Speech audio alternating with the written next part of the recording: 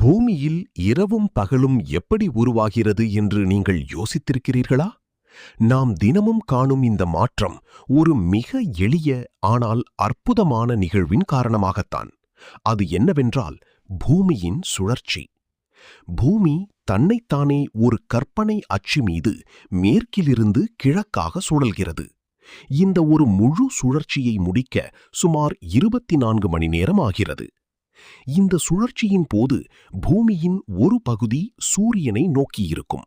அந்த பகுதி சூரிய ஒளியை பெறுவதால் அங்கு பகல் நேரமாக இருக்கும். அதே நேரத்தில் பூமியின் மற்றொரு பகுதி சூரியனிலிருந்து விலகி இருக்கும். அந்த பகுதியில் சூரிய ஒளி கிடைக்காது. அதனால் அங்கு இரவு நேரமாக இருக்கும். பூமி தொடர்ந்து சுழலுவதால் இந்த பகல் மற்றும் இரவு நிலை மாறி மாறி உலகத்தின் எல்லா பகுதிகளுக்கும் கிடைக்கிறது.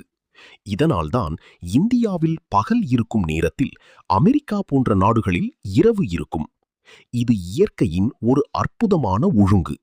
பூமியின் சுழற்சி இல்லையெனில் நாம் அறிந்திருக்கும் இந்த பகல் இரவு மாற்றமே இருக்காது. அதனால் நாம் தினமும் அனுபவிக்கும் பகலும் இரவும் பூமியின் சுழற்சியின் ஒரு அழகான விளைவுதான்.